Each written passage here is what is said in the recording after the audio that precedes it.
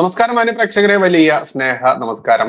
കഴിഞ്ഞ വെള്ളിയാഴ്ചയ്ക്ക് ശേഷം ശനിയാഴ്ച എന്ന് പറയുന്ന ദിവസം എല്ലാ മാധ്യമങ്ങളിലും വന്ന വാർത്ത കേട്ട് സത്യത്തിൽ നമ്മളെല്ലാവരും ഭയന്നിരുന്നു. അതല്ലെങ്കിൽ വലിയൊരു വെറുപ്പോടെ ചില നേരത്തെങ്കിലും നമ്മൾ തെറ്റിദ്ധരിച്ചു പോയിരുന്നു എന്ന് പറയാതിരിക്കാനാവില്ല. മറ്റൊന്നുകൊണ്ടുമല്ല, നമുക്കറിയാം പാലക്കാട് നല്ലേപ്പിള്ളി എന്ന് പറയുന്ന ഒരു UP സ്കൂളിൽ നടന്ന സംഭവം. അവിടേക്ക് 3 VHP പ്രവർത്തകർ ഇരച്ചു കയറി അവിടുത്തെ ക്രിസ്മസ് കരോള ആഘോഷമൊക്കെ ആകെ വർഗീയപരമായിട്ടുള്ള വിദ്വേഷത്തിന്റെ പേരിൽ അവിടെ അടിച്ചു തകർത്തു എന്ന രീതിയിലൊക്കെ ആയിരുന്നു മാധ്യമങ്ങൾ ശനിയാഴ്ച മുതൽ ഇങ്ങോട്ട് ഇപ്പൊ ഈ കഴിഞ്ഞ നിമിഷം വരെ പ്രചരിപ്പിച്ചു കൊണ്ടിരുന്നത്.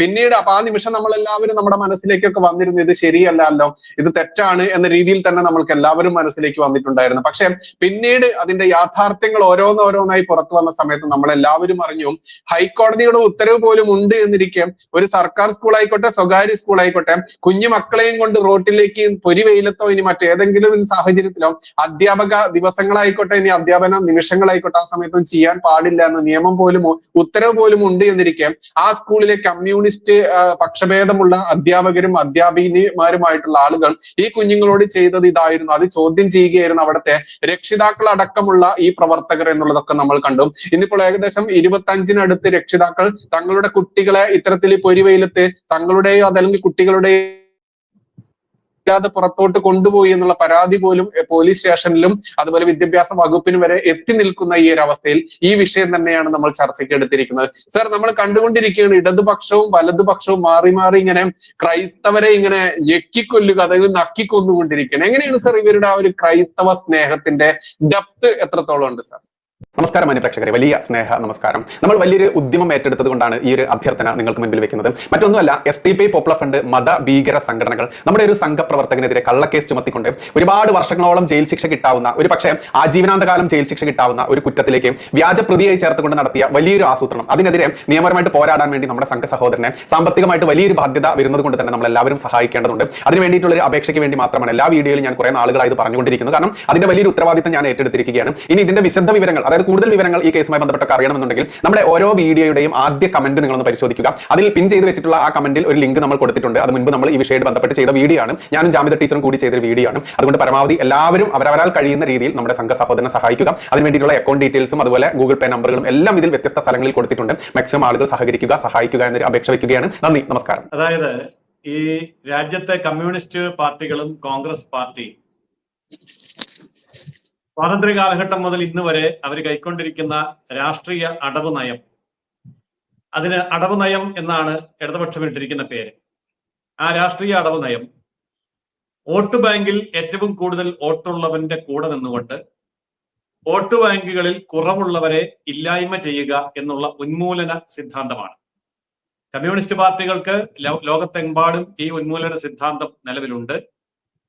അതുകൊണ്ട് തന്നെ അവര് റഷ്യയിലും അതായത് സോവിയറ്റ് യൂണിയനിലും ചൈനയിലും ഒക്കെ അധികാരത്തിൽ വന്ന കാലം മുതൽ ഇന്ന് വരെ ബിഷപ്പുമാരെ ജയിലിൽ അടച്ചുകൊണ്ടാണ് കമ്മ്യൂണിസം നടപ്പാക്കിയത്. അതായത് കമ്മ്യൂണിസം എന്ന് പറയുന്ന നാസ്തിക ചിന്തയ്ക്ക്, നിരീശ്വര ചിന്തയ്ക്ക് ഘടകവിരുദ്ധമാണ് മതങ്ങൾ.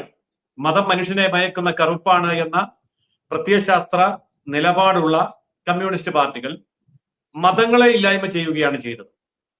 നമുക്കറിയാം, ചൈനയിലാണെങ്കിൽ ടിബറ്റിലെ ബുദ്ധമതത്തെ ഇല്ലായ്മ ചെയ്തു. ഇപ്പോഴും ചൈനയിലെ ഇസ്ലാം മതത്തെ അവര് ചെറുത്തു നിൽക്കുന്നു. എന്നാൽ ക്രിസ്തു മതത്തെ എന്ത് ചെയ്തു എന്ന് കേൾക്കുന്നില്ല. ചൈനയിൽ ഇസ്ലാം മതത്തിനെതിരെ എന്തൊക്കെ നീക്കം നടക്കുന്നു എന്നല്ലാതെ ക്രിസ്തു മതത്തെ എന്ത് ചെയ്തു എന്ന് പറയുന്നില്ല. ചൈനയിൽ ക്രിസ്തു മതത്തെ തുടച്ചു നീക്കി അവിടുത്തെ ബിഷപ്പുമാരെ പിടിച്ച് ജയിലിലിട്ടു. സോവിയറ്റ് യൂണിയനിലും അത് തന്നെ ചെയ്തു.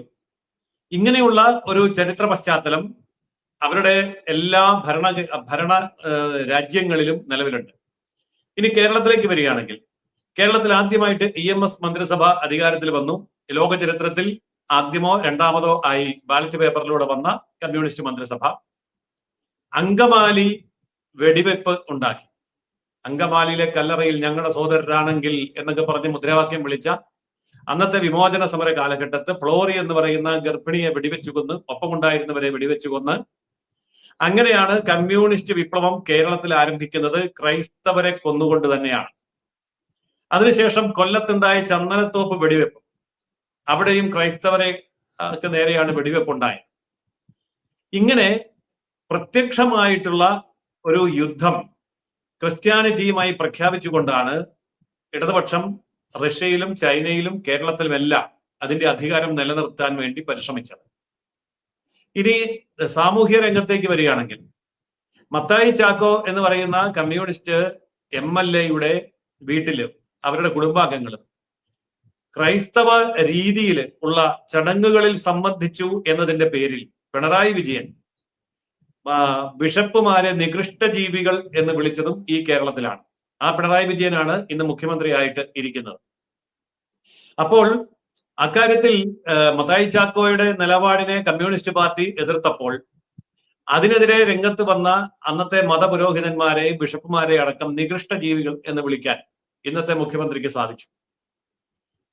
അതുപോലെ MA ബേബി എന്ന് പറയുന്ന വിദ്യാഭ്യാസ മന്ത്രി കമ്മ്യൂണിസ്റ്റ് മിനിസ്ട്രിയിൽ മന്ത്രിയായിരുന്ന സമയത്ത് അവര് ക്രൈസ്തവ മാനേജ്മെന്റിനെ ആക്ഷേപിക്കാൻ വേണ്ടി പറഞ്ഞത് കീശയിലാണ് എന്റെ മാനസം, ഈശോയിലാണ് എന്റെ വിശ്വാസം എന്നാണ്.